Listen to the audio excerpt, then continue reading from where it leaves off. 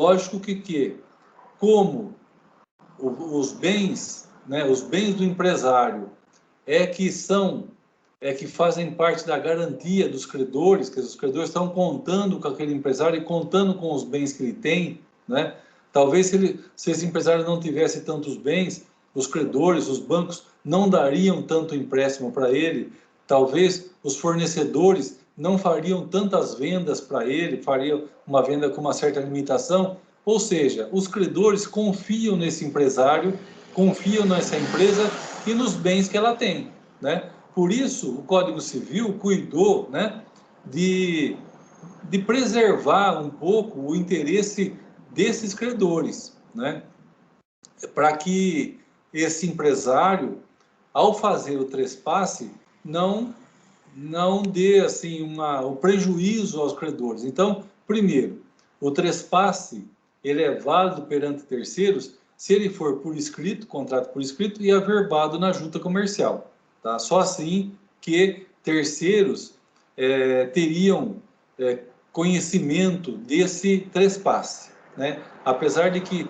talvez os terceiros não são notificados sobre isso, mas como averbou na junta comercial, ou seja, levou esse contrato para um órgão público, então ele tornou automaticamente esse trespasse se tornou público, né?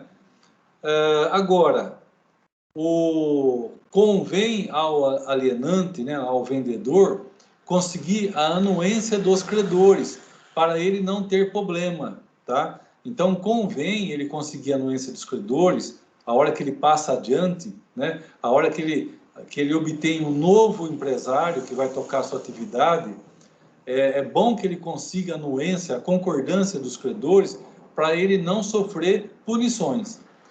Essa concordância pode ser expressa, ou seja, o credor assina um documento que concorda com a transferência do estabelecimento para um terceiro, ou tácita, né? Quando o alienante, né, o empresário antigo, manda carta para os credores informando que vai transferir o estabelecimento para um terceiro e em 30 dias esses credores não se manifestam.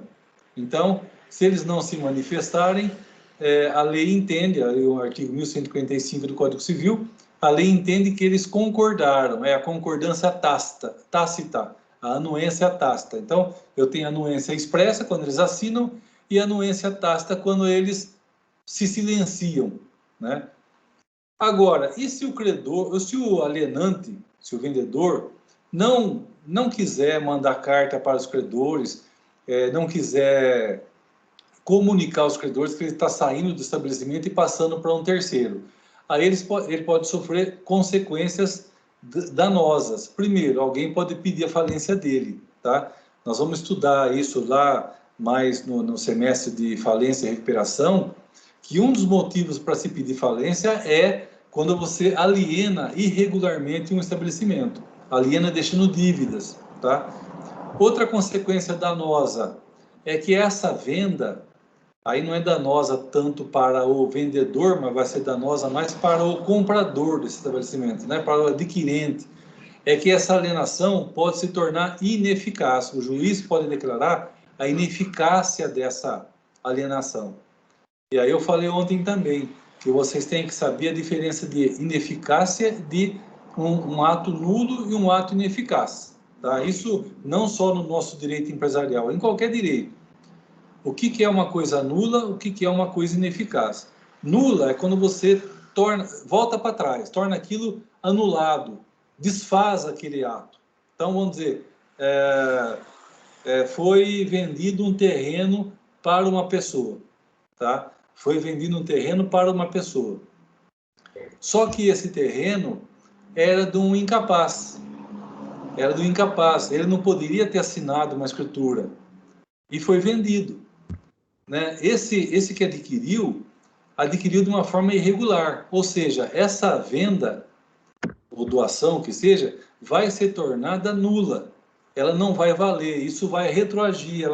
É como se não existisse essa venda, né? Quem comprou e talvez até pagou mal, pagou errado, né? Comprou uma coisa errada, comprou de um incapaz, ele não podia ter comprado, né? Teria que ter obtido lá perante o juiz um alvará e tal, e ele não fez nada disso. Então, isso é um ato nulo, um ato que vai ser anulado. Agora, quando eu falo um ato ineficaz, significa o quê?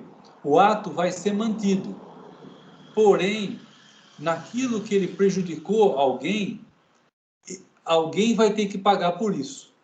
Então, o ato é mantido, mas naquilo que ele prejudicou, aí sim alguém vai ter que reembolsar por esse prejuízo que ele deu, tá? Então, é o caso. Vamos dizer que essa empresa aqui, esse empresário que está com uma dificuldade danada, ele tem um caminhão lá na empresa, só um caminhão, e ele vende para alguém por 100 mil reais, e vende para um terceiro por 100 mil reais. E essa empresa, que só tem esse caminhão, deve para o banco 60 mil reais. Ou seja, esse empresário, esse alienante, ao invés dele pegar a anuência do banco, queria se desfazer do caminhão, que era o único bem que o banco estava contando com esse bem, ele vende quietinho, ele não pega anuência nem expressa nem tácita. A hora que o banco vai executar e descobre que aquele bem que está lá no cadastro, essa empresa tem um caminhão, descobre que aquele bem foi vendido, ela pode pedir a alienação, a ineficácia dessa alienação. Então, aquele que pagou 100 mil, se o banco tem que receber 60, aquele que pagou 100 mil, talvez, vai ter que pagar 60 para o banco. Então, aquela história, quem paga mal, paga duas vezes, né? Lógico que o banco, que o juiz primeiro vai cobrar aquele que vendeu, mas se aquele que vendeu não pagar, aquele que comprou vai ter que pagar, infelizmente. Então, ela não é anulada, ela não é desfeita, ela é mantida, mas no que prejudicou o credores, que no caso prejudicou em 60 mil reais. Legal, Ana. Boa noite. Então, no que prejudicou credores, ela vai ser tornada ineficaz. Então, quando a gente fala um ato nulo, é quando o ato se desfaz, tá? Ele como se não existisse. Um ato ineficaz, ele é mantido, mas naquilo que ele prejudicar alguém, ele volta-se para trás ali naquele ponto ali. Ele sofre uma indenização, né, uma obrigação de indenizar pelo prejuízo que foi causado a alguém, ok? Isso é um ato ineficaz. Aí nós falamos também que o passivo, né, que as dívidas, ela se transfere ao adquirente, né, que ele é um sucessor, e que esse alienante, esse que vendeu, ainda continua responsável pelas dívidas.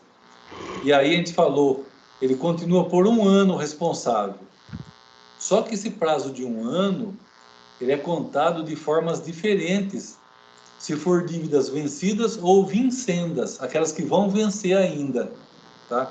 Então, olha só, esse alienante, esse cara que vendeu, que em tese ele saiu da brincadeira, né? Ele quis passar adiante para acabar com a responsabilidade dele, mas no Código Civil ele continua responsável por um ano das dívidas vencidas, a partir de quando? De quando publicar esse contrato lá na junta comercial, quando publicar esse contrato de trespasse, por um ano.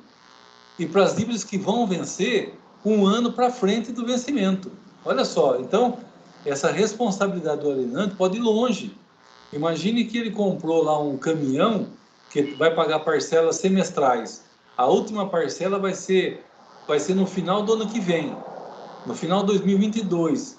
Se ele fica ainda um ano responsável a partir do vencimento, ele vai ficar até final de 2023 ainda responsável por esse compromisso que vai vencer lá na frente. Então, esse um ano, o prazo é um ano, mas um ano conta-se de forma diferente e muitas vezes ele pode se alongar muito, tá, pessoal? Então, tem que se preocupar com isso.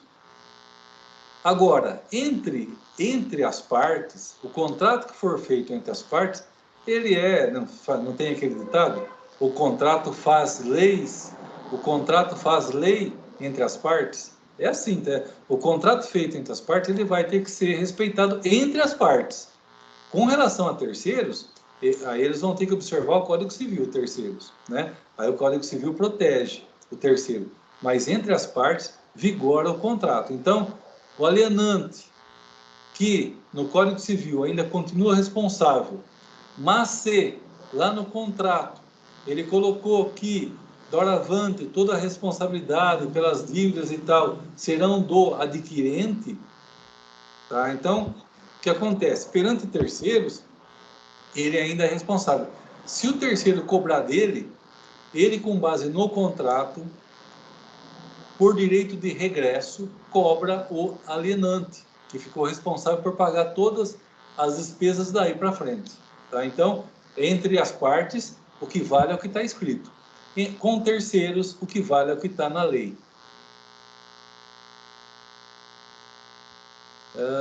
Que mais aqui? Algumas exceções com relação a esse trespasse aqui, né? Essa responsabilidade. Quando o credor é trabalhista, aí não se fala mais em 1 ano, que é o Código Civil. Aí nós vamos falar em prescrição trabalhista, que ela tem prazos diferentes, né? Eu falei para vocês, a partir de quando a pessoa rompe a CLT, né? Rompe o contrato de trabalho, tem ainda 2 anos para se entrar com a ação. E do momento que entrar com a ação, você pode retroagir a 5 anos, né? Então, são outras regras, outras prescrições. E o trabalhista pode cobrar tanto aquele que vendeu o estabelecimento como aquele que comprou. Ele tem essas duas opções a qualquer momento, né? Ele nunca perde essa opção dentro da prescrição trabalhista. Se for um credor tributário, ele cobra o alienante, né? Cobra o antigo dono, e o adquirente fica ali de reserva. Se por acaso o alienante não tiver condições de pagar, o fisco vai em cima do adquirente. Ele fica responsável subsidiário, no segundo plano, né? Que mais? Isso tudo não acontece, esquece essa regra, quando se compra um estabelecimento em leilão judicial. Aí você compra zerado. Qualquer bem, pode ser um carro, pode ser um imóvel, qualquer bem adquirido no leilão judicial, ele passa para o novo dono de uma forma zerada, chama-se aquisição primária, como se esse novo dono tivesse adquirido primeiramente esse bem e nem existisse donos anteriores, né? Tem essa facilidade aí no leilão judicial, esse benefício, justamente para atrair interessados. Às vezes, pode acontecer, isso já aconteceu lá no banco, quando a gente teve alguns processos, muitas vezes consta no edital algumas ressalvas. Olha, esse imóvel tem morador. Olha, esse imóvel tem uma dívida lá de IPTU. Então, aí, quando consta ressalvas, aí o cara que está dando o lanço, né, que não fala lance, é lanço. O cara que está dando o lanço, ele vai adquirir, mas ele, em tese, tem que ler o edital. Tem que ler o edital. Se tiver alguma ressalva, ele vai ter que pagar por aquilo lá, ou tirar o morador daquele imóvel, aí é problema dele, né? Que no edital já previa essa situação, tá? Que mais aqui? E, por último aqui, é que existe a tal da cláusula de não restabelecimento, lembra disso, né? Quando alguém vendeu o estabelecimento, ele não pode se restabelecer na mesma praça pelo prazo de 5 anos, ou seja, não pode montar outra atividade igual àquela que ele vendeu, né? Se ele vendeu uma loja de tecidos e em menos de 5 anos monta um bar, beleza. Por quê? Ele não há desvio de clientela. A clientela da loja de tecidos é uma, a clientela do bar é outra, né? O que ele não pode é usar a mesma atividade e se restabelecer em 5 anos, a não ser que no contrato de trespasse, no contrato que ele vendeu, o adquirente, né, o novo dono, concorde com isso. Aí não tem o que fazer. Se ele concordar, não tem o que fazer. Mas se ele não concordar, vigora a regra do não restabelecimento em 5 anos. Pessoal, aqui foi o assunto até ontem, né? Tá certo? Bem rapidinho para a gente não perder tempo. Podemos dar sequência agora? Sim? Legal. Vamos lá então, pessoal. Ok. Vamos dar sequência então. Então, mais um assunto que interessa ao empresário e mais um assunto que a lei protege o empresário, que é o ponto, tá? O ponto comercial, né? No caso agora nós temos que falar ponto empresarial, tá? O que é o ponto? O ponto é aquela, como está dizendo a definição, o valor agregado ao local do estabelecimento. O ponto é onde ele se estabeleceu e formou a clientela, e muitas vezes, se ele mudar de local, ele vai perder clientela. Muitas vezes ele está localizado num local estratégico, num local que passa muita gente, próximo de algum órgão público, então ele tem ali uma certa facilidade de fazer algum trabalho, algum serviço. Então, o ponto comercial é onde ele está localizado, que atraiu a clientela para ele, e com isso o estabelecimento dele, né, a empresa dele tem um valor maior do que se ele estivesse localizado num ponto diferente, num ponto mais isolado.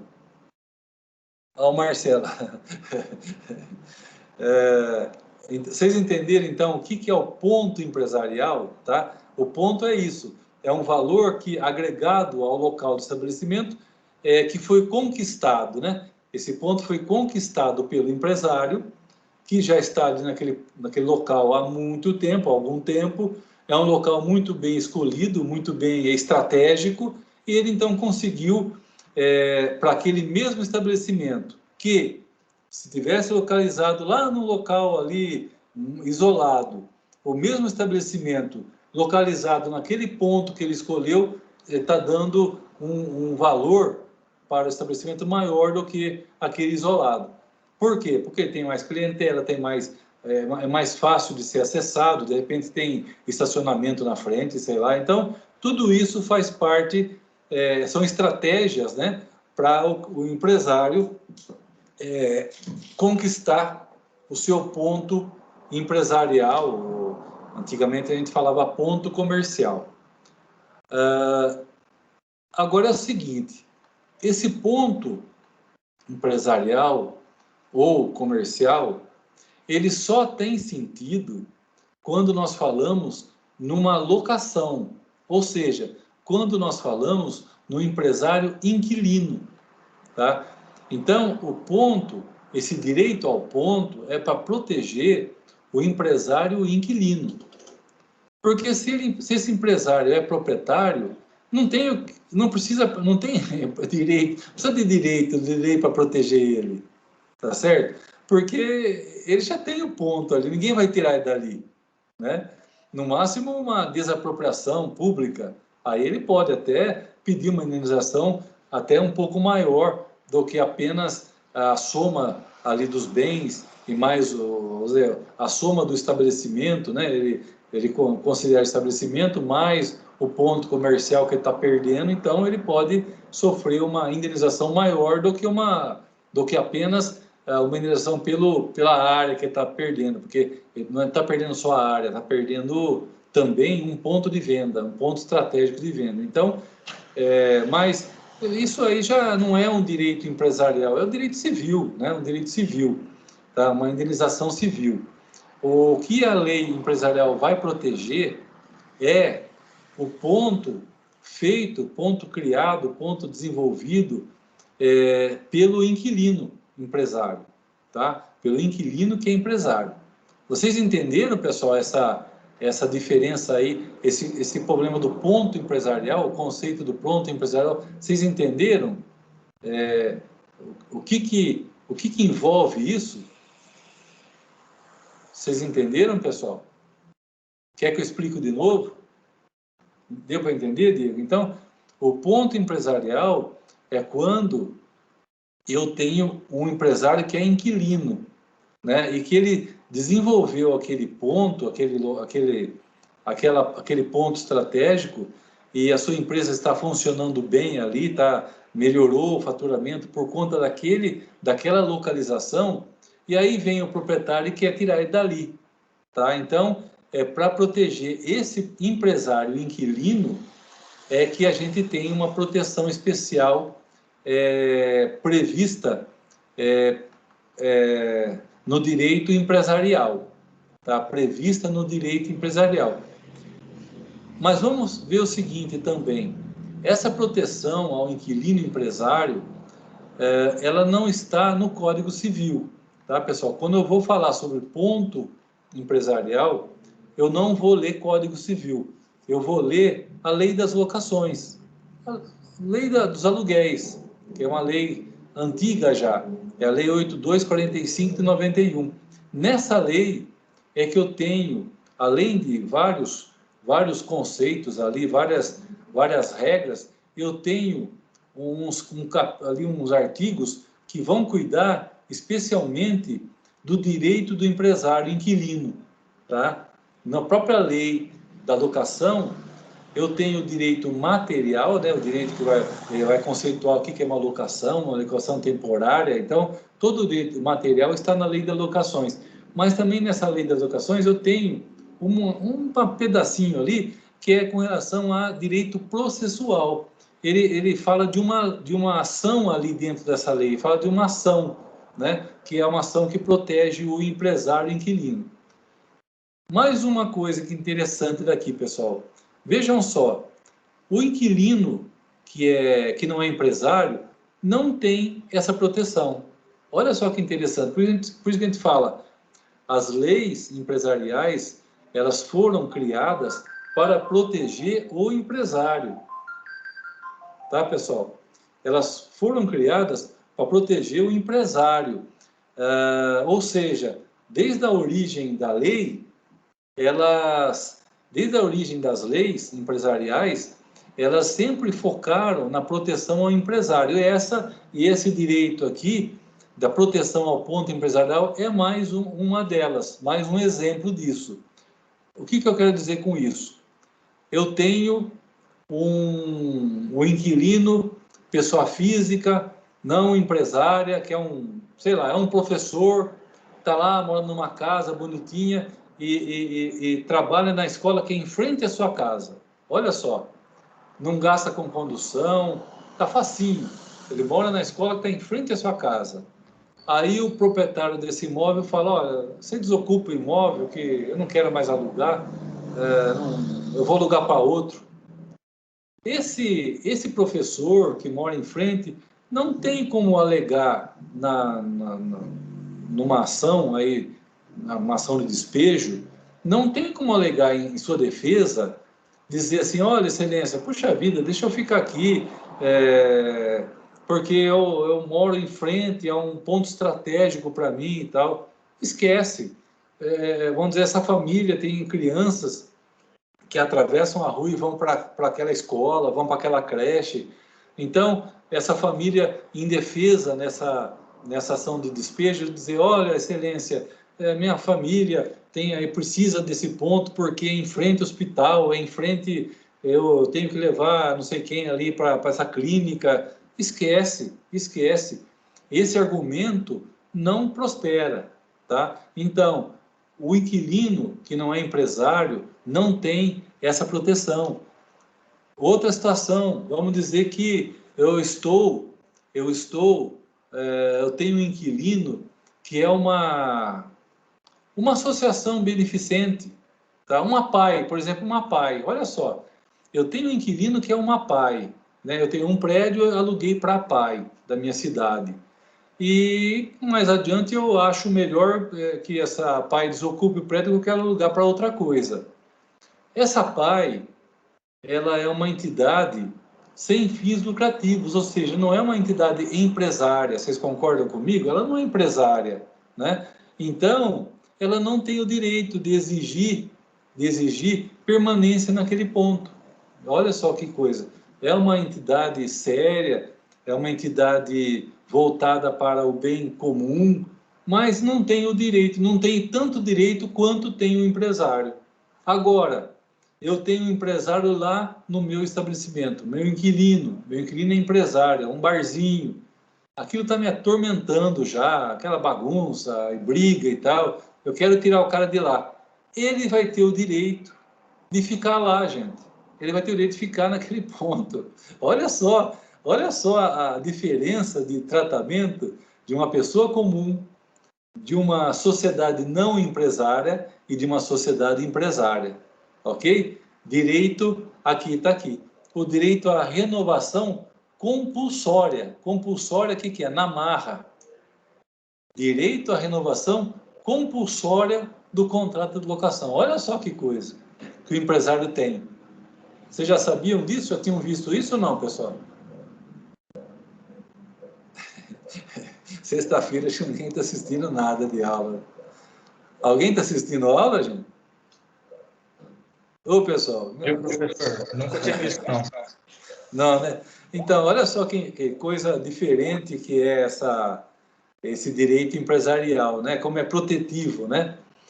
Agora, olha só para se nunca viu. É uma coisa realmente não é comum, não é comum.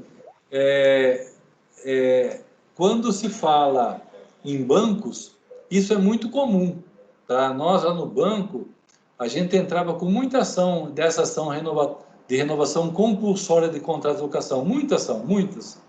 Por quê?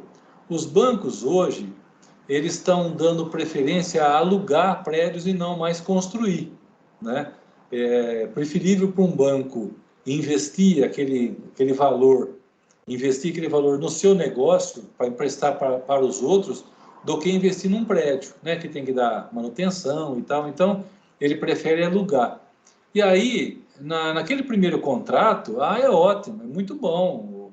O dono do prédio está, né, pô, vou alugar bem para um banco e tal. Só que vai passando o tempo, esse contrato vai se defasando e o valor da locação fica fora do mercado, fica muito baixo.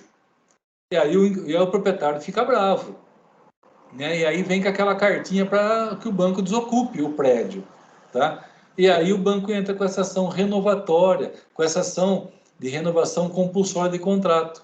Olha só, exigindo ficar lá, exigindo ficar lá, gente. Olha só o que acontece. E a gente consegue, o banco fica lá. Agora, lógico, tem alguns requisitos, tá?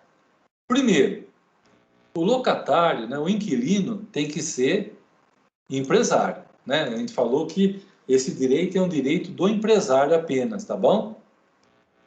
Beleza, pessoal? Esse inquilino tem que estar nesse prédio por no mínimo 5 anos, com um contrato com prazo determinado, tá? Ou seja, o contrato tem que estar em vigor. Porque o que acontece muitas vezes? Muitas vezes se faz um contrato por 2, 3, até 5 anos, e depois que ele termina esse contrato, tem lá uma cláusula falando assim, que quando ele terminar, ele se renova automaticamente. Só que aí ele já não é mais prazo determinado. Aí ele vigora mês a mês. Ele virou um prazo indeterminado. Vocês entendem isso? Quando eu faço o primeiro contrato, eu ponho um prazo, né? Eu ponho um prazo no contrato, vamos dizer. No caso aqui, a lei exige no mínimo 5 anos. Agora, depois que venceu esse prazo, eu tenho duas opções. Fazer um outro contrato, ou talvez, que é muito comum, nesse primeiro contrato tem uma cláusula lá que, quando se chegar na vigência, no término, né, do contrato, ele se renovará por tempo indeterminado. Ou seja, ele vigorou por 5 anos, por prazo determinado. Daí para frente, ele vigora mês a mês. Então, 5 anos e mais um mês deu certo, deu, fica. Mais um mês deu certo, fica, vai ficando, até o proprietário pedir o prédio. Ok? Então, esse contrato que tem uma renovação já virou prazo indeterminado, esquece. O inquilino não vai ter o direito. Ele tem o direito quando o prazo dele é por prazo determinado. Tanto que, quando a gente faz contrato no banco, né, com o banco inquilino, o banco até tem uma norma lá, que tem que ser no mínimo 5 anos. Para quê? Justamente para usar esse direito aqui. Então, o contrato que o banco faz com o proprietário do imóvel, lá está bem, bem expresso. No mínimo tem que ser de 5 anos. Que mais, pessoal? Esse tempo de 5 anos pode não ser apenas desse inquilino que está atualmente. Pode ser, eu posso somar o tempo do inquilino anterior, né? Vamos dizer que houve um trespasse, né? Houve um trespasse. Era o José, o dono do bar, e esse José passou para o João, tá? Então, o João tem o direito a esses 5 anos, conta o tempo do João e também soma o do anterior, do antecessor. Tudo bem. Isso aqui já não está na lei, é uma súmula do STF. Que mais de requisito? Atividade, essa última atividade que esse inquilino empresário vai pedir a renovação compulsória, tem que ser a mesma por no mínimo 3 anos, de forma ininterrupta. Tá? Por que a lei pede isso aí? Que ele esteja na mesma atividade por 3 anos, no mínimo, e de forma ininterrupta. Porque a lei entende que, com esse prazo, é que ele fez o ponto. É que ele fez aquela clientela. Vocês entendem? Então, porque os 5 anos de contrato, o cara pode variar. Ele pode começar o contrato como um bar, depois ele mudar, no ano seguinte não deu certo, ele mudou para uma mercearia, depois ele mudou para um açougue. Então, ele vai mudando. O contrato é dele, como inquilino, mas ele foi mudando. Tem 5 anos, ele cumpriu um requisito, mas depois tem o segundo requisito. A mesma atividade tem que estar lá na mesma atividade por no mínimo 3 anos e de forma ininterrupta, né? Porque aí sim a lei considera que, se ele está lá 3 anos de forma ininterrupta, aí sim ele fez o ponto, ok? E mais uma condição, aqui é uma condição somente processual. Essa ação tem que ser ingressada entre 1 ano e 6 meses antes do final do contrato, ok? Se perder esse prazo, decaiu, houve a decadência dessa ação, você não consegue mais entrar com essa ação, tá? Tanto que no banco a gente tinha que anotar esse prazo, porque se o advogado perdesse o prazo, estava ferrado, porque o banco ia depois entrar com uma representação contra o advogado dele próprio. Oi? A ação é entre 1 ano e 6 meses ou 1 ano e meio? Não, entre 1 ano, olha só, vamos dizer que o contrato de 5 anos vai vencer no final de 2021, ok? Vai vencer 31/12/61. Essa ação tem que ser ingressada entre 1 de janeiro de 2021 a 30/6/2021. Ok? Então, é de 1 ano antes a 6 meses antes. É nesse prazo de 6 meses aí. Só que 6 meses é contado 1 ano antes a 6 meses antes. Você entendeu? Vocês entenderam? Entendi. Independente da manifestação do locatário, do locador, de ele querer o prédio. Sim, sim, sim, independente, sim. Você já. Porque é melhor entrar com a ação, porque se você deixar passar o prazo contando que o locador vai aceitar a renovação e ele não aceitar, você está ferrado. Entendi. Entendeu? Você tem que entrar com a ação e depois o locador que se vire lá para falar que não, que ele vai aceitar e tal. Ou você já renova o contrato antes, então, né? Já renova o contrato antes, é mais garantido. Mas se o cara for esperar o final do contrato para esperar a decisão do locador, aí está ferrado, aí ele não consegue mais entrar com a ação. Aí está na mão do locador. Vocês entenderam? Então, entrar com a ação entre 1 ano antes e 6 meses antes. Nesse prazo de 6 meses, aí que 6 meses fica entre 1 ano e 6 meses do final do contrato. Então, o direito... Oi? Uma outra dúvida, desculpe interrompê-lo. Não, pode falar.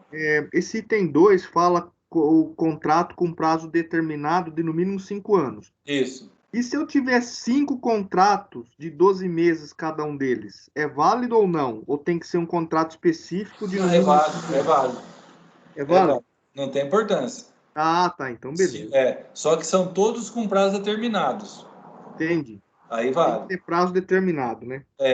Por que tem que ter prazo determinado? Porque senão eu não consigo contar esse prazo do item 5 aqui. Você entende? Ah, entendi. Entendeu? Porque se eu estou já naquele contrato por prazo indeterminado, eu nunca sei quando ele vai acabar. E Entendi. aí eu não consigo cumprir a lei, que a lei fala de 1 ano a 6 meses. Ah, tá certo, tem Então lógica. tem que ter um prazo determinado para eu saber o fim dele e a partir do fim dele eu retroagir para contar o prazo que eu tenho que entrar com a ação. Entendi. Obrigado. Então, olha só a garantia, né, os direitos do empresário que é inquilino, que é locatário, né? Olha só como é um negócio bom para ele, né? Agora, vamos lembrar, esse direito do locatário, ele vem de uma lei comum, né? Essa aqui, olha, Lei das Locações, né? Ele vem de uma lei comum, né? Lei das Locações. E vocês sabem que na Constituição Federal, um dos direitos do cidadão é o direito à propriedade, né? A Constituição Federal protege a vida, protege a propriedade, protege os bens da pessoa. Então, o que acontece? Eu tenho uma lei que dá direito ao inquilino, mas eu tenho uma Constituição Federal que dá direito ao proprietário, né? Então, no confronto desses dois diplomas legais, né, que a gente fala, no confronto entre uma lei ordinária, uma lei comum e a Constituição Federal, é lógico que a Constituição Federal prevalece, tá? Então, não basta apenas entrar com a ação, cumprir esses requisitos, ser empresário, ter um contrato por prazo determinado por no mínimo 5 anos, estar na mesma atividade por no mínimo 3 anos, de forma ininterrupta, entrar com a ação no prazo certo. Não basta apenas isso.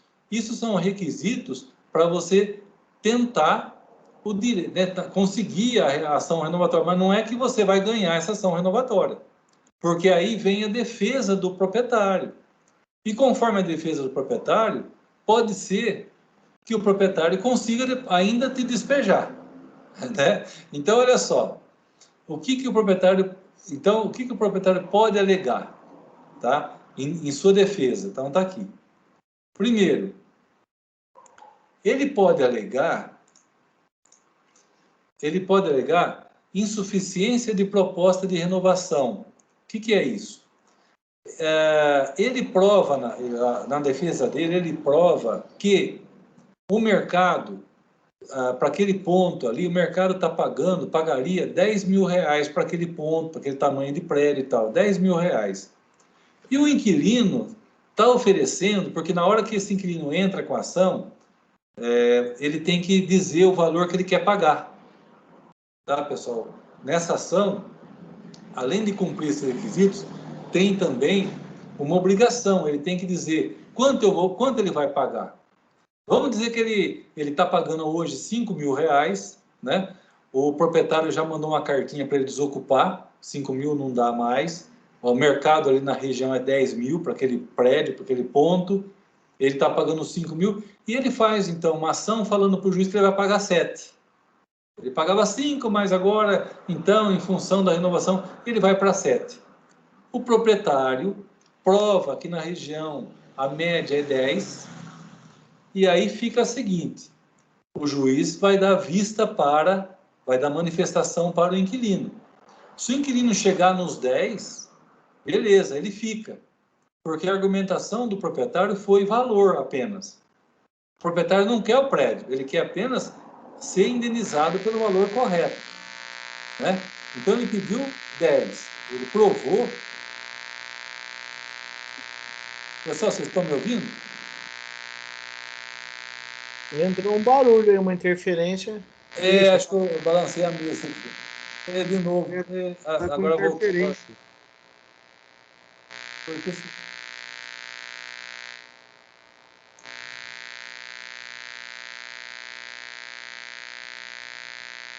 Agora, né? Bom, vamos tentar. Então, aí. Então, olha só. Olha só, o proprietário, né, que tem um direito maior do que o direito do inquilino, ele não falou que ele quer o prédio. Ele falou apenas que ele quer ser indenizado, ele quer receber a locação pelo valor de mercado, só isso. né? Então, o inquilino que estava pagando 5 faz a proposta para pagar 7. O proprietário mostrou, né, documentalmente, com avaliações, que o valor do mercado é 10. O juiz vai dar manifestação para o inquilino. Se ele chegar no 10, ele vai ficar no prédio. Ele vai ter o direito de ficar no prédio. Tá ok? Então, esse é o direito. É um direito, mas é um direito relativo. Mas vai ter o direito. Agora, se ele não chegar no 10, quem vai ganhar a ação vai ser o proprietário. Porque ele, sendo dono, ele tem o direito de tirar aquele inquilino e pôr um que paga mais. Não paga mais, não paga o valor de mercado. O que mais que o proprietário pode alegar? Proposta melhor de terceiro. Olha só que interessante. Mesma situação. O inquilino vinha pagando 5, o preço médio de mercado é 10, o inquilino faz a ação e propõe pagar 7, ou melhor, o inquilino faz a ação e propõe pagar 10, ele faz uma avaliação no mercado e fala que vale 10, e ele propõe pagar 10, propõe pagar o valor correto. Vem o proprietário e fala assim, mas eu tenho um inquilino, um pretendente, que me paga 12. Você paga 12, você fica.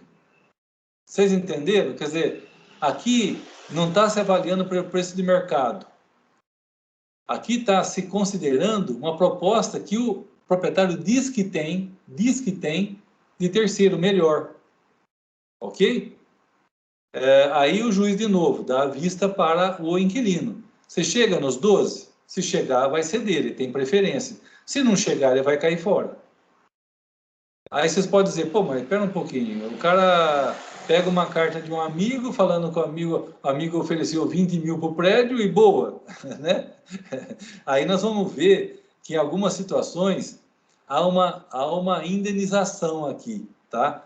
O proprietário vai ter que pagar uma indenização para esse inquilino que está saindo do prédio, tá? Nós vamos ver daqui a pouco, tá ok? O proprietário ganha ação, mas às vezes tem que pagar uma indenização para o inquilino. Vamos ver. Professor, daqui a pouco a gente fala isso. Oi? E se, vamos supor, o proprietário pede para um amigo apresentar uma proposta maior? Isso. E, por fim, o inquilino deixa, porque ele não consegue cobrir essa proposta, e obviamente, o amigo também não vai ocupar aquele prédio. Isso pode configurar uma fraude? Não, pode acontecer, mas dependendo do que for utilizado para aquela atividade, se realmente o amigo for alugar, ou nem é o amigo, um outro que vai alugar, dependendo da atividade, o proprietário vai ter que indenizar o inquilino. Entendi. Tá? Mas se realmente esse terceiro não existe, era só fictício, não existe, ninguém alugou, aí a perda é do inquilino, mas também é do proprietário, né? Que também acabou ficando sem renda. Isso né? é verdade. No item 3, o proprietário alega a reforma substancial do prédio. O que é isso? Uma reforma que está lá desabando o prédio, tem que tirar o pessoal, que está perigoso, tem lá uma intimação do poder público, que esse prédio está lá não tem itens de segurança. Então, nesse caso, também o proprietário pode, então, vai ter preferência o direito do proprietário em relação ao do inquilino. Agora, essa reforma tem que ser iniciada em 3 meses. Se não se iniciar, não é que o inquilino volta, mas o inquilino pode pedir uma indenização para o proprietário. É mais ou menos igual o item 2. Né? Ele alegou que precisa do prédio porque está caindo, mas se ele não iniciar em 3 meses, o inquilino vem na mesma ação e pede uma indenização, porque ele não cumpriu o requisito da lei, que é realmente reformar esse prédio em 3 meses. Aqui, quando se fala reforma substancial, eu dei o exemplo de um prédio que está caindo, né? Uma estrutura perigosa. Mas ele pode também, não é só nessa situação. Imagine que ele tem um prédio só, um barracão só, alugado para o inquilino. E ele resolva picar aquele prédio em 5 lojinhas. Ele tem que fazer uma reforma, colocar banheiro nas 5 lojinhas, dividir. Isso também é reforma substancial, tá? Apesar de não ser uma reforma, vamos dizer, para cumprir uma determinação do poder público, né? Não é isso, não é o caso, o prédio não está caindo, mas ele tem o direito, como o prédio é dele, o proprietário tem o direito de melhorar a renda com o prédio. Então, se hoje está alugado para um único inquilino que paga 2.000 daquele barracão, e se ele conseguir picar o barracão em 5 lojinhas e receber 800 de cada lojinha, ele vai ter depois na frente R$4.000, né? Então, a lei protege porque, lembrando que sempre o direito do proprietário é um direito constitucional, né? Que mais que ele pode usar? Aqui, Diego, olha só, nós falamos que se ele argumentar, né, que tem um terceiro, mas não tem. Ele não precisaria nem argumentar isso. Ele pode, no caso, se for mentira, não usa, fala o terceiro. Fala que ele mesmo vai usar o prédio, pronto, acabou. Verdade. Vai usar. E aí o que acontece? Aí você fala, pô, espera um pouquinho, o inquilino fez aquele ponto, né? Pô, caramba, tá ganhando dinheiro, o cara vem e fala que vai usar o prédio. Infelizmente, o proprietário vai ter direito. Por quê? Porque no confronto entre uma lei ordinária e a Constituição Federal prevalece a Constituição Federal, tá certo? Tá certo. Que mais que também ele pode alegar, o proprietário? Ele pode alegar que quer o prédio para transferir ali o estabelecimento, a lei fala que já tem que ser já de 1 ano, tem que ser uma coisa mais antiga, não pode ser feito agora essa empresa. Que seja da mulher ou do marido, de ascendentes, né? Pai, mãe, avós, ou descendentes.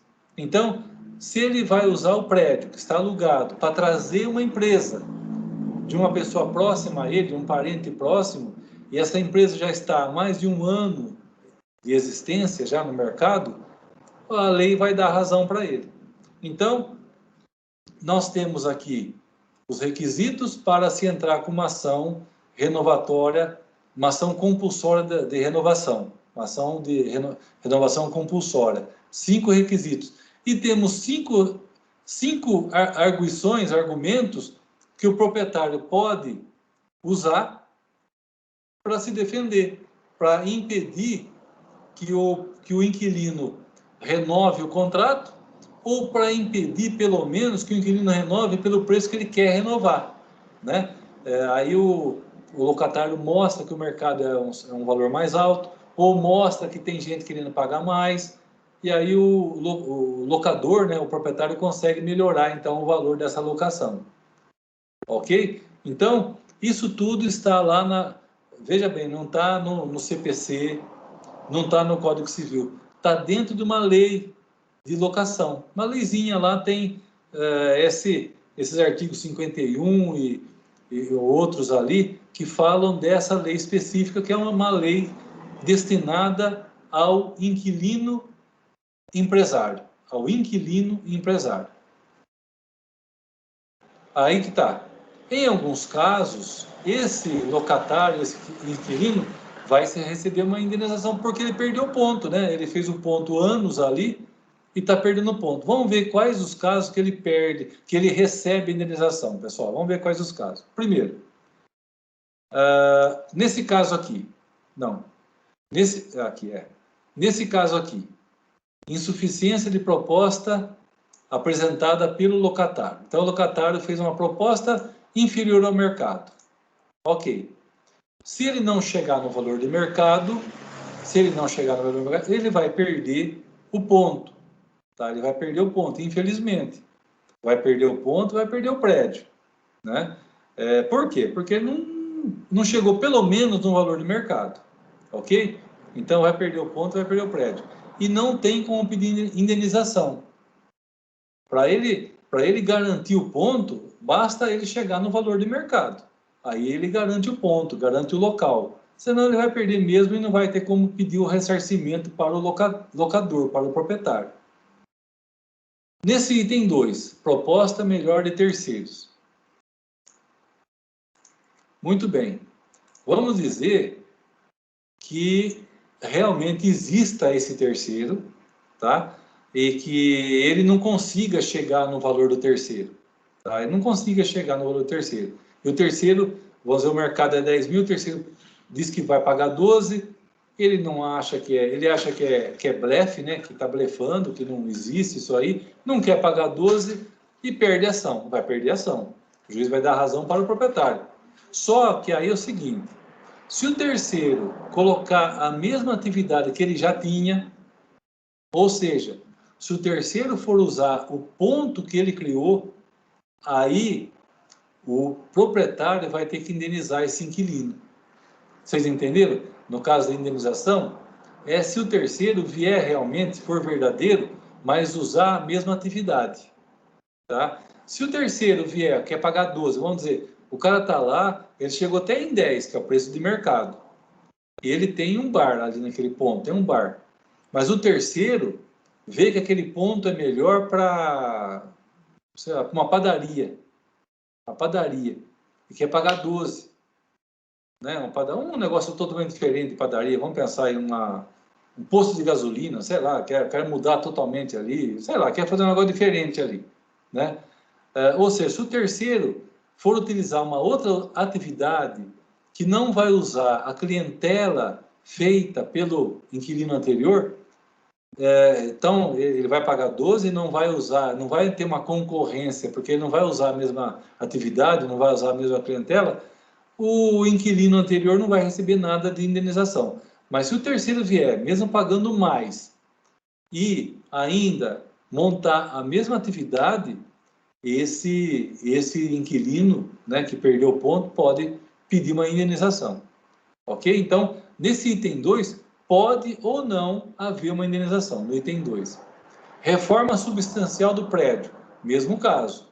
Esse item 3, pode ou não haver uma indenização, depende se ele iniciou em 3 meses a reforma ou não. Tá? Então, o item 3 aqui é o mesmo caso. Tá? Pode ou não o inquilino ter direito a uma indenização. O item 4, também é o mesmo caso. O cara fala que quer usar para uso próprio. Beleza, tá? O direito é dele, ele é o dono. Só que vai usar para uso próprio para quê? É a mesma atividade do inquilino? Vai pagar uma indenização, porque está usando o ponto que o outro fez.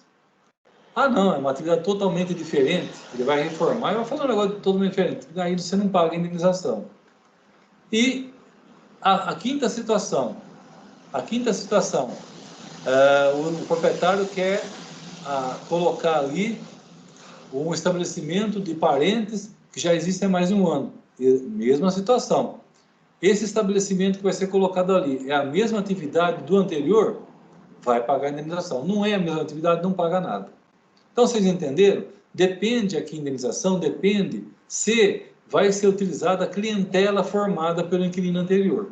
Né? Se vai se servir esse novo empresário, esse novo que vai usar o prédio, que vai utilizar aquela clientela, aquele ponto que já foi criado pelo empresário anterior. Se não for utilizar aquela clientela, aquele ponto ali, aquela atividade, acabou, não tem indenização para ser paga.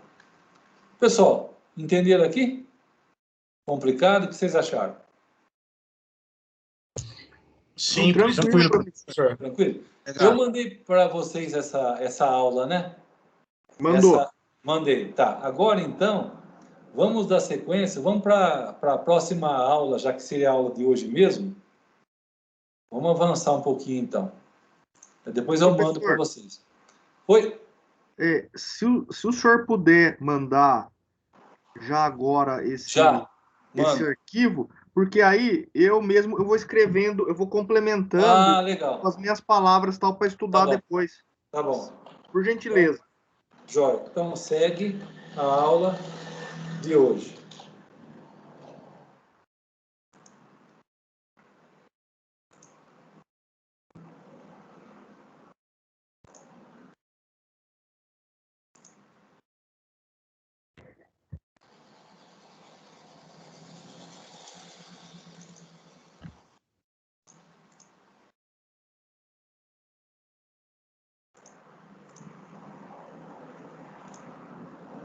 Então foi a aula de hoje.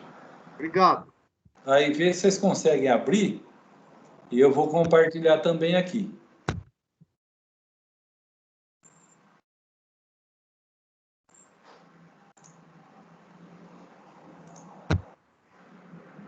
Tá abrindo, professor. Beleza. Obrigado. Então, deixa eu compartilhar agora a aula de hoje.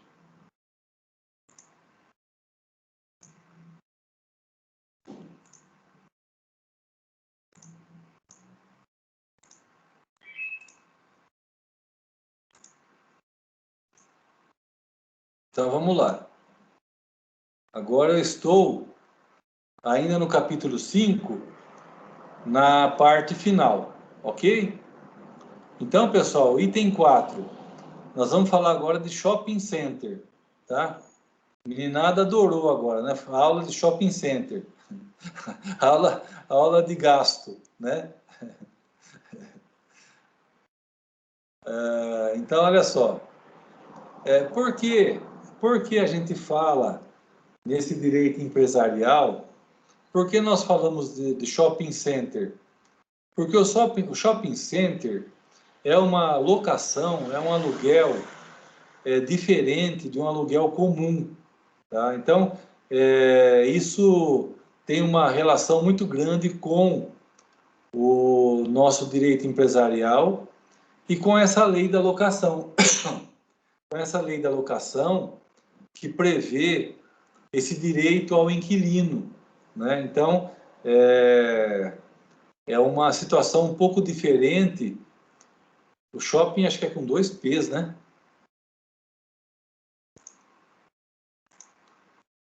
Deixa eu ver aqui.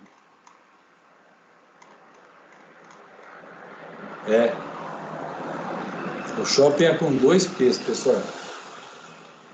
Completa para mim, fazendo um favor. Shopping center. Muito bem. Então, olha só. Uma coisa é um aluguel comum, né? Como a gente viu agora há pouco, uma locação individual, né? O inquilino está protegido? Sim, está. O inquilino empresário está protegido, sim, tem a proteção. Uma outra situação que também é comum são os outlets, né? Outlet center. O que é outlet? Outlet não chega a ser um shopping, tá? Também não chega a ser uma locação comum, né? Onde você tem um prédio independente, com o número ali do prédio independente e tal. O outlet é uma reunião de lojistas muitas vezes com a mesma atividade, que se concentram num ponto ali, né? Então, tem outlets que ficam viajando.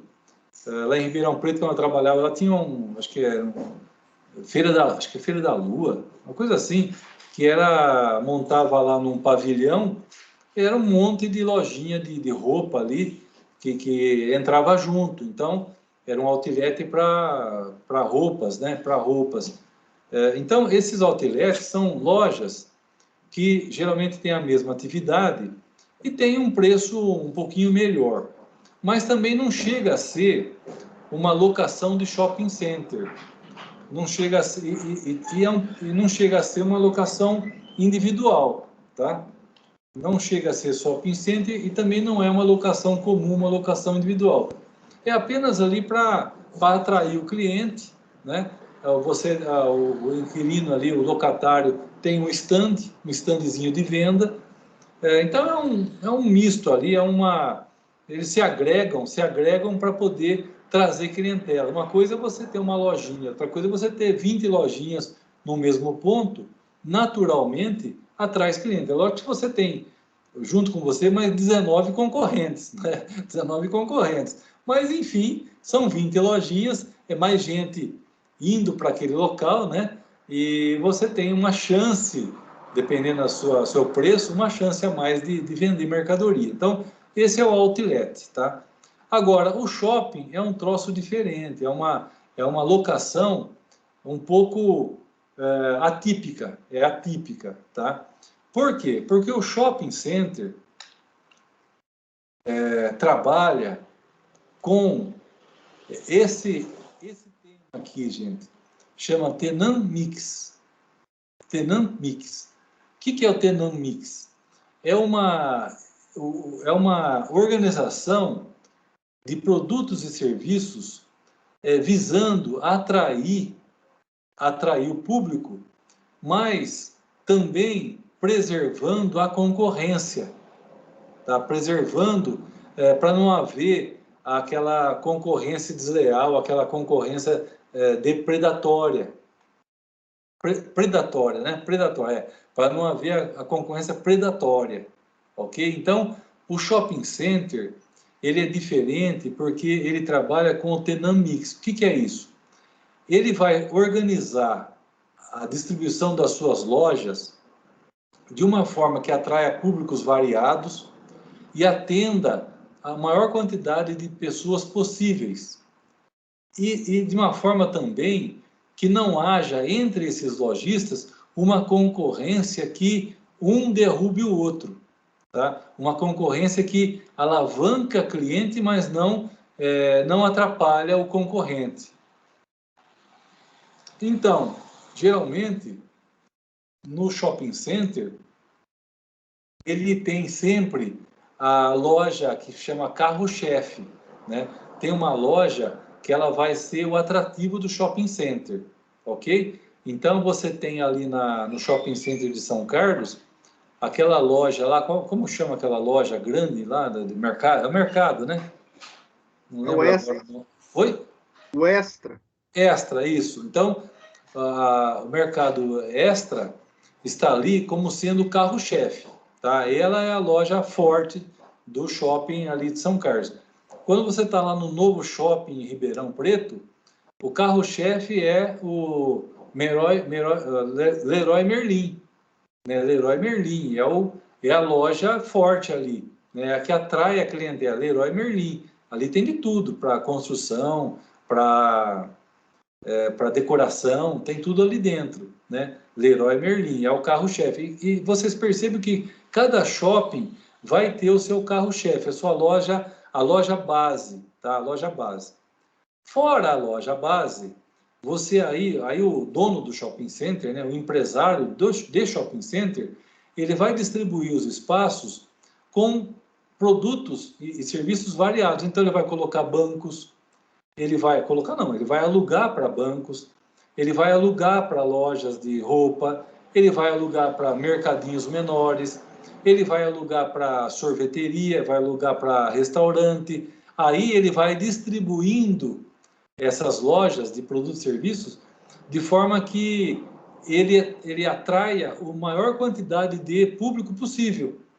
A farmácia tem ali dentro do shopping, né? Produtos esportivos, calçados, ternos, entendeu? Então, isso é pensado, tá? Isso é pensado, isso não abre a porta e vê quem quer entrar, né? Ele faz uma seleção desses pretendentes ao shopping, ok? De forma que esse proprietário,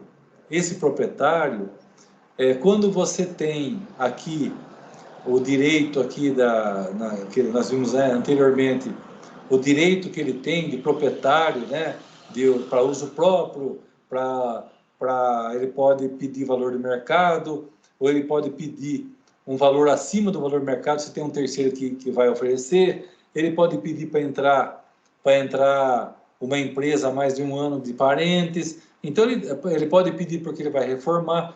Então, lá na lei das locações, tem os argumentos que o proprietário pode trazer na justiça para retomar o prédio ou, pelo menos, para alugar num valor melhor. Tudo bem.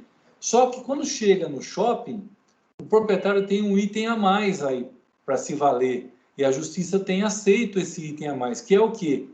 Excluir marcas decadentes. Olha só que interessante.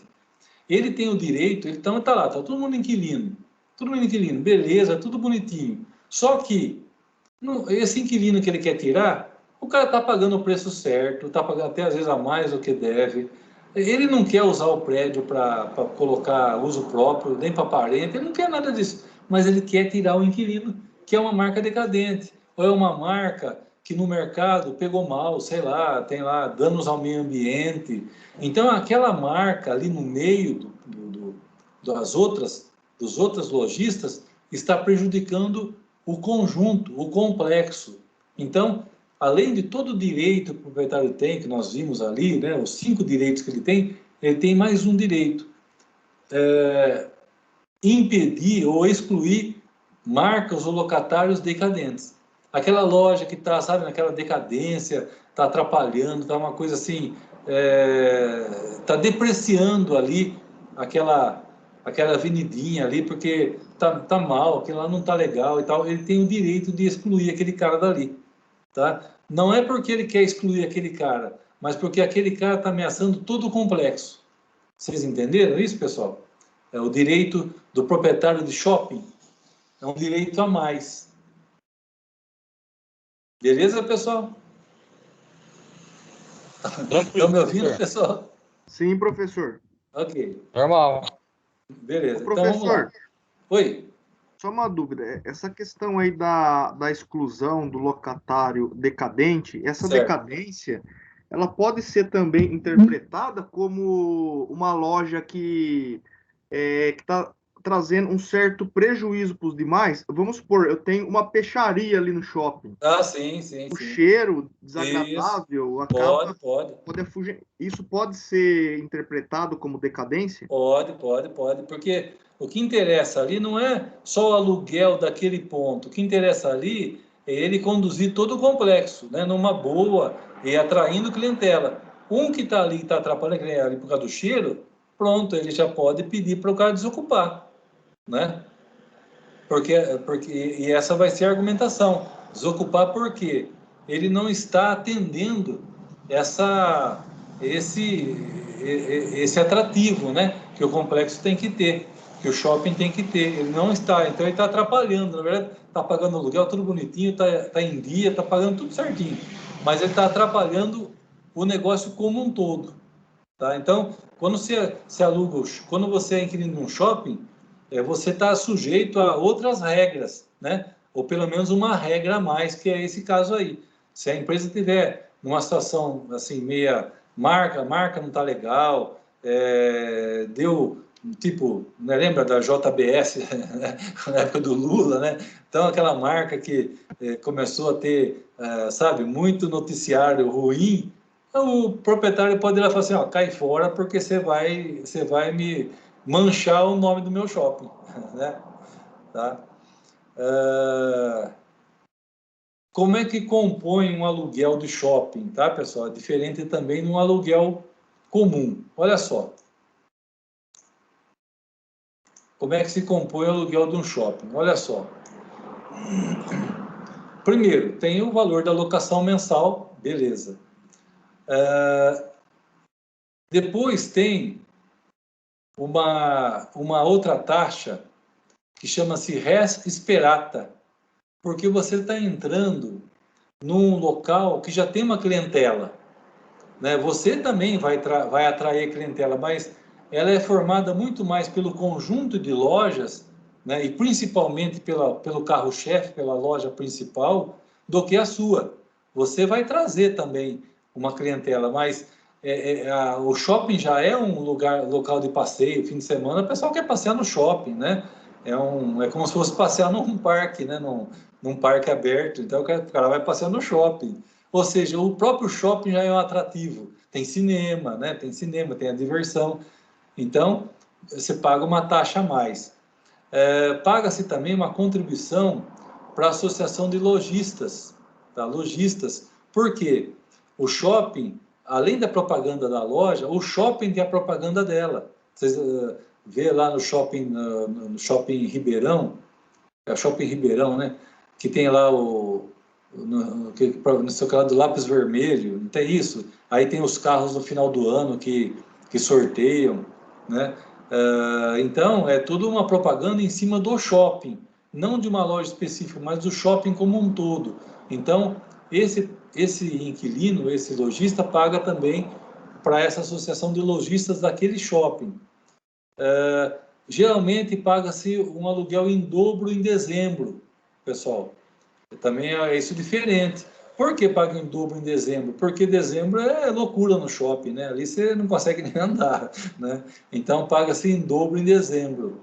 Agora, o que o proprietário não pode é cobrar despesa com investimentos no prédio.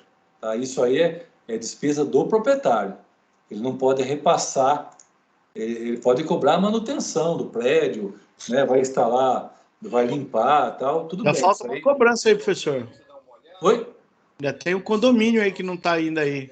Tem o condomínio, é verdade, tem um Tem condomínio. um condomínio que cobra o ar-condicionado da área comum, cobra a limpeza da área comum. Verdade, tem um condomínio. E, então, o condomínio é despesas de manutenção normal, mas investimentos não podem ser cobrados. E no valor da locação, é uma coisa também diferente. Eu posso ter valores fixos, mais valores variáveis conforme a renda. Olha que negócio diferente. Vocês já foram em loja de shopping e fica uma mocinha ali do lado do caixa anotando alguma coisinha quando você vai lá fazer a compra? Você passa no caixa, tem uma mocinha do lado de fora fazendo uma anotação. Já viram isso, não? Não sei se vocês viram isso aí já. Isso aí por quê? Porque aquela loja paga um valor fixo e valor variável conforme a renda que tem. E olha só mais uma diferença aí de uma locação normal. O proprietário do shopping tem o direito de vistoriar a contabilidade dos livros desse locatário. Olha só que negócio diferente, né? A gente falou que os livros são exibidos, em regra, na justiça apenas de forma, aquela exibição parcial, ou seja, só exibo o que interessa ali, aquele lançamentozinho ali, né, que interessa. Aqui já eu posso exibir livro para fiscal, né, do fisco, imposto de renda, tá? Ele pode me pedir o livro, eu tenho que exigir. Agora, olha só, o dono do shopping tem o direito de ir lá e fiscalizar, olhar, auditar as contas do empresário. Olha que negócio diferente. Para cobrar essa renda variável, tá? Geralmente não faz isso, né? Geralmente não se faz isso. Por isso que fica aquelas mocinhas do lado de fora do caixa anotando ali a média, né? É uma média de venda e depois isso vai repercutir também no valor da locação, ok? Então, a locação de um aluguel, a locação de um shopping, ele tem várias particularidades que vocês, né, que interessa, que é o direito empresarial nosso. Mas a principal particularidade é essa, que o proprietário do shopping, né, o empresário do shopping, tem o direito de excluir daquele meio, daquele conjunto, daquele complexo, marcas que estão prejudicando o todo, né? É um direito a mais que o proprietário do shopping tem em relação aos locatários. Vamos mais um pouquinho, pessoal? O que vocês acham? Pode ser, mais 10 minutinhos? Vamos parar? Não tem mais como... Tá bom. Então faz assim. Deu por hoje. Tá bom. Então faz assim. A aula que vem, a gente faz só esse finalzinho. Só tem mais 2 itens aqui para gente falar, que é coisa bem rápida, tá? O título do estabelecimento e o comércio eletrônico. Isso. Só mais 2 itens aqui. Nós terminamos, então, esse capítulo 5. Beleza, pessoal. Vamos, então, fazer a chamada aqui. Deixa eu compartilhar com vocês a chamada.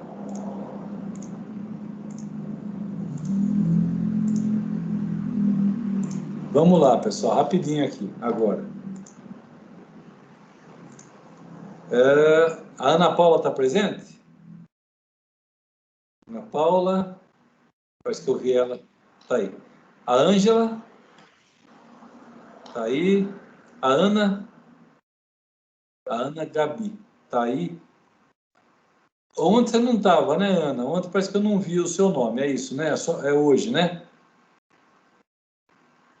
Eu confundi a Ana Paula. Isso, tá. A Daniele está presente hoje aí? Daniele. O Diego Cirelli. Presente, professor. Diego Lastosa está presente. Diohan está aqui. O Eduardo parece que nós já vimos ele aqui hoje, né? Está aí. O Gabriel está presente? Gabriel está aí. O Luiz Henrique